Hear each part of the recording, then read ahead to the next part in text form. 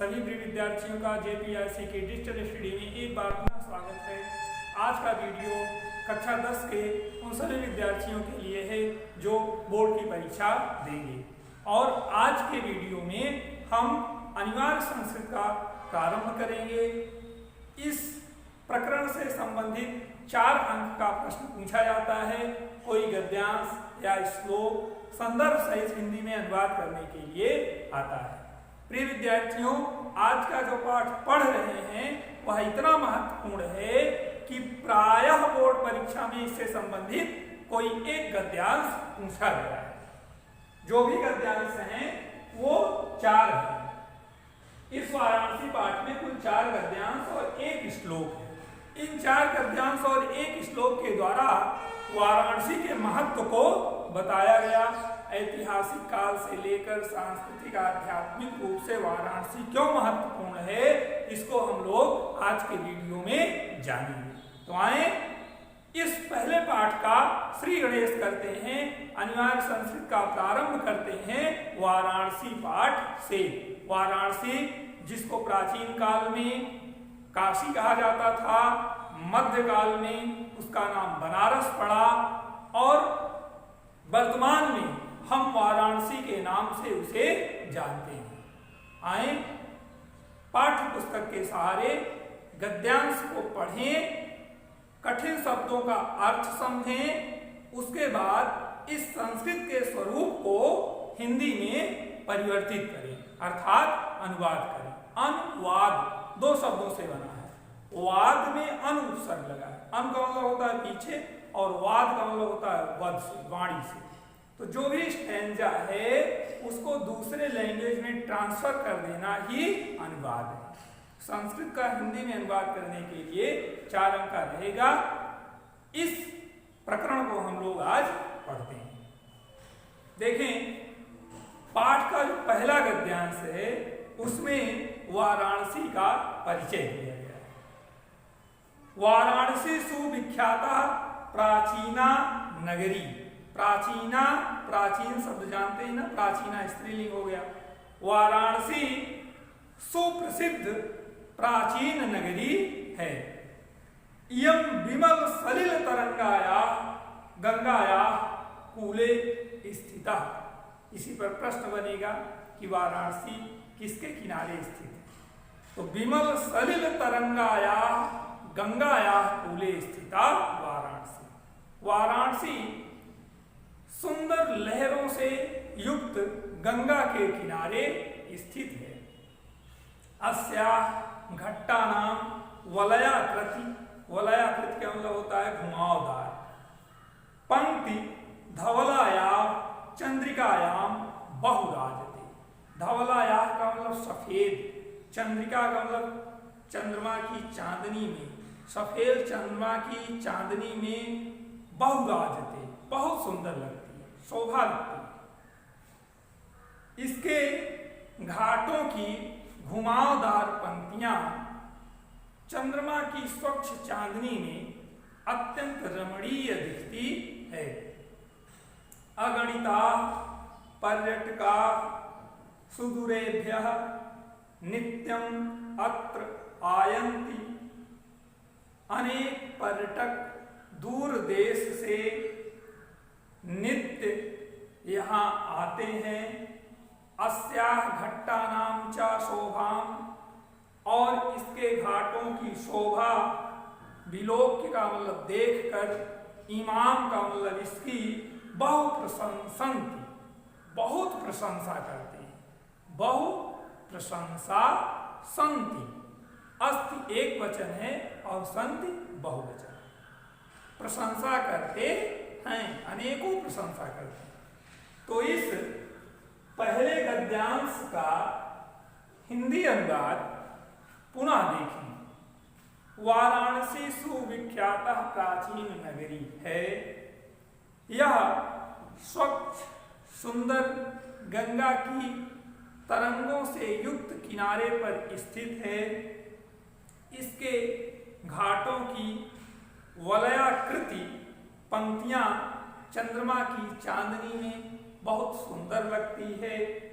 अनेक पर्यटक प्रतिदिन यहाँ आते हैं और इसके घाटों की शोभा को देखकर इसकी बहुत प्रशंसा करते हैं। प्रिय विद्यार्थियों, दूसरे गद्यांश को अब हम लोग पढ़ेंगे। वाराणसी से लेकर अध्ययनम प्रचलित। यह गद्यांश बोर्ड परीक्षा 17 और 19 में पूछा गया है। ध्यान दें। वाराणस्याम प्राचीन कालादेव गेह गेह विद्याया दिव्यम ज्योति ज्योति। एक शब्द में कई शब्द लगे रहते हैं, संधि विच्छेद करके जब अन्वय करेंगे तो उसका अर्थ स्पष्ट हो जाएगा। जैसे प्राचीन काल देह, वाराणसी प्राचीन काल से ही गेहे गेहे घर घर में विद्या की दिव्य ज्योति को जला रहे।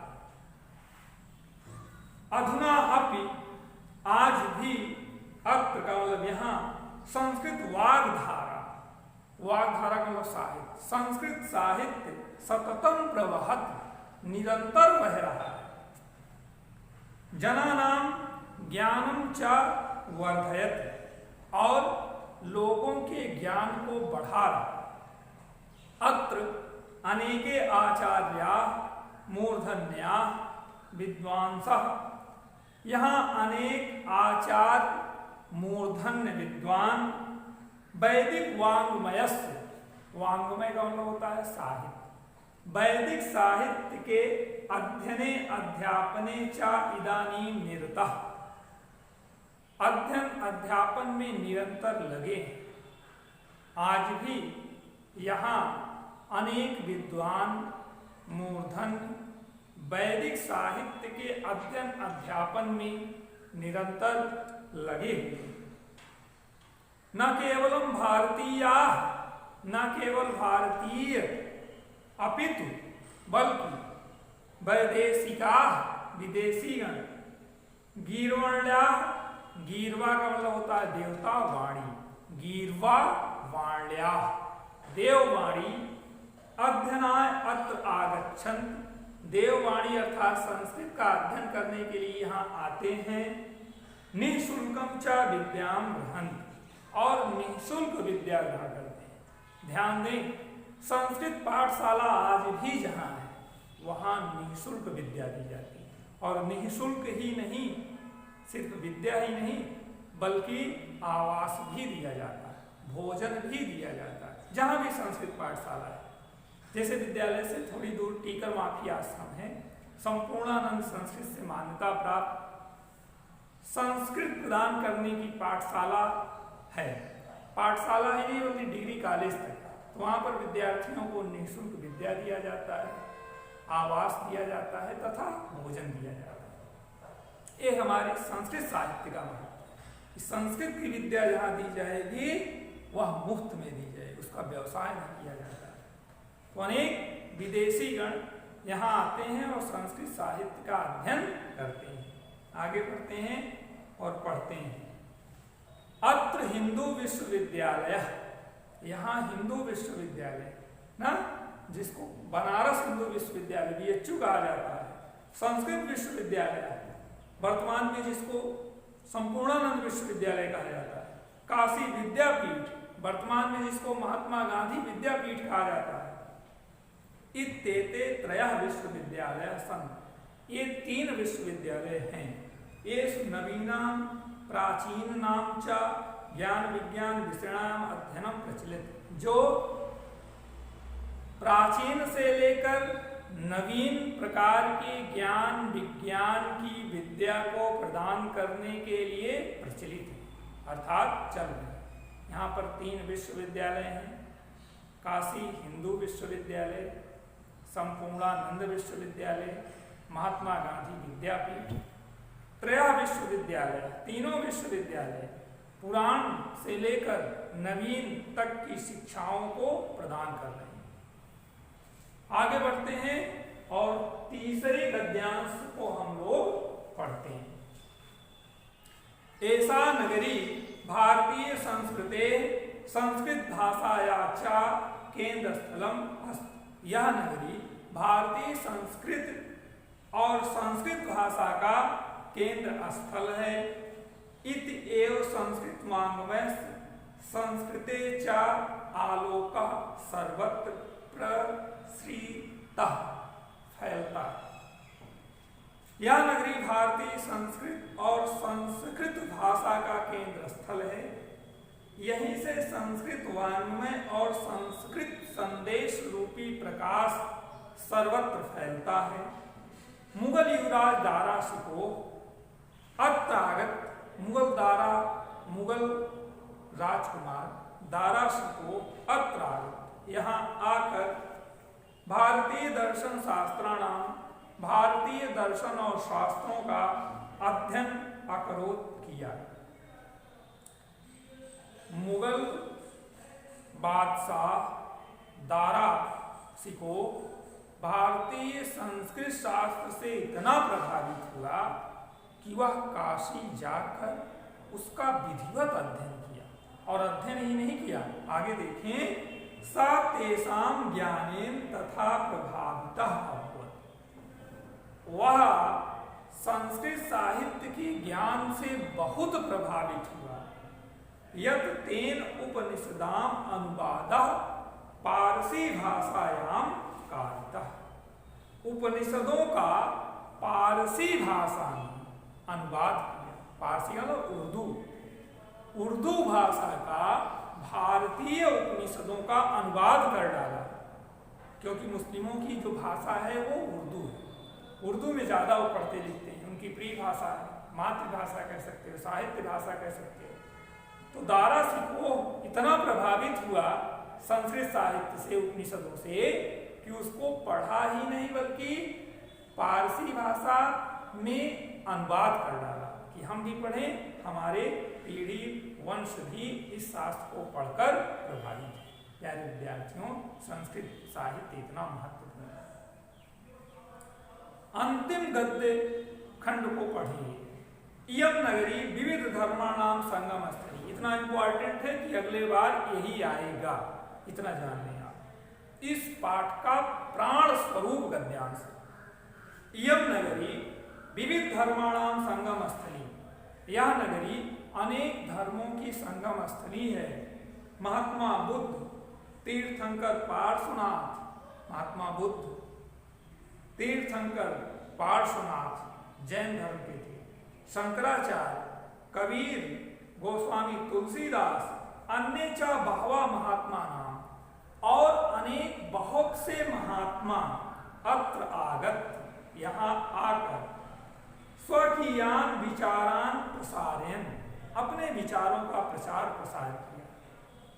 सब लोग जानते हैं, पढ़े हैं, कबीर दास जी, गोस्वामी तुलसीदास जी, ये सब बनारस को ही चुन चुकी। आज भी जो टैलेंटेड विद्यार्थी हैं वो बीएचयू में शिक्षा प्राप्त करना अपना सौभाग्य समझते हैं। बीएचयू साहित्य ही नहीं, आईआईटी की भी 60 सीटें हैं, एमबीबीएस की भी सीटें हैं, मेडिकल, टेक्नोलॉजी, साहित्य, सब के लिए श्रेष्ठ अध्ययन का केंद्र स्थल आज भी है। कबीर, तुलसीदास जैसे महापुरुषों ने बनारस में जाकर अपने विचारों का प्रचार प्रसार किया। न केवलम दर्शने साहित्य, न केवल दर्शन ही, साहित्य ही, धर्म ही, अपितु कला क्षेत्रे इयं नगरी विविधानाम कलानाम, बल्कि कला के क्षेत्र में भी यह नगरी अनेक कलाओं, शिल्पानाम चा, और शिल्पों के लिए लोके विश्रुता, विश्रुता मतलब प्रसिद्ध, लोके का मतलब संसार में प्रसिद्ध है। साहित्य धर्म के लिए ही नहीं, कला और शिल्प के क्षेत्र में भी बनारस संसार में प्रसिद्ध है। आप बनारसी साड़ी, बनारसी पान का नाम सुने हैं, जानते हैं, उसकी प्रसिद्धता के कारण। अत्रत्याः कौशेय साटिका, कौशेय साटिका का मतलब रेशमी साड़ियां, देशे देशे सर्वत्र स्पृहन्ते, प्रत्येक देशों में प्रसिद्ध है। अत्रत्याः प्रस्तर मूर्त्याः प्रतिथाः, अत्रत्याः यहाँ की प्रस्तर का मतलब पत्थर की मूर्तियां प्रसिद्ध हैं। इयं निजाम प्राचीन परंपरा, जो अपनी निजी परंपरा इदानीपम परिपालयत, आज भी परिपालयत, पालन कर रही है। तथैव गीयते कवि, तथा कविगण काशी के विषय में गाते हैं। जो चीज बहुत प्रिय श्रेष्ठ सुंदर होती है वही गीत बनता है। तो इस पाठ का जो इकलौता श्लोक है वो महाकवि कालिदास के मृदुल कंठों से निकल रहा है कि मरणम मंगलम यत्र विभूतिश्च विभूषणम कौपीनम यत्र कौसेयम सा काशी केन मीयते। इसका महात्मा जो वहां मृत्यु पाता है वह सीधा वैकुंठवासी होता है। भगवान शंकर का वास रहता है, कानों में राम राम कहकर उस जीवात्मा का उद्धार कर देते हैं। कालिदास जी क्या कह रहे हैं बनारस के विषय में देखते हैं। मरणम मंगलम यत्र, जहां मरना ही मंगलकारी है। विभूतिश्च विभूषणम, विभूति का मतलब राख, जहां की राख ही विभूषण का मतलब आभूषण है। भगवान शंकर को वहां की भस्म बहुत पसंद है। कौपीनम यत्र कौशेयम, कौपीन का मतलब लंगोटी, जहां की लंगोटी मात्र ही रेशमी वस्त्र है। सा काशी, उस काशी को केन मीयते, उस काशी का वर्णन कौन कर सकता है। अर्थात यह काशी अवर्णनीय है। प्यारे विद्यार्थियों, इस श्लोक को आप कंठस्थ कर लें। मरणम मंगलम यत्र विभूतिश्च विभूषणम कौपेयम सा कौशेयम सा काशी केन मीयते। ऐसी काशी का कौन वर्णन कर सकता है। कालिदास सुंदर शब्दों में गान किए कि जहां मरना ही मंगलकारी है, जहां की राख ही आभूषण है, जहां के लंगोटी मात्र परिधान रेशमी है, ऐसी उस काशी का वर्णन कौन कर सकता है। प्रिय विद्यार्थियों, इस वीडियो के सहारे, पाठ्य पुस्तक के सहारे पढ़ करके संपूर्ण पाठ का आप हिंदी अनुवाद तैयार कर लेंगे। नेक्स्ट वीडियो में दूसरे पाठ के साथ हम आपके समक्ष पुनः उपलब्ध होंगे। तब तक के लिए धन्यवाद।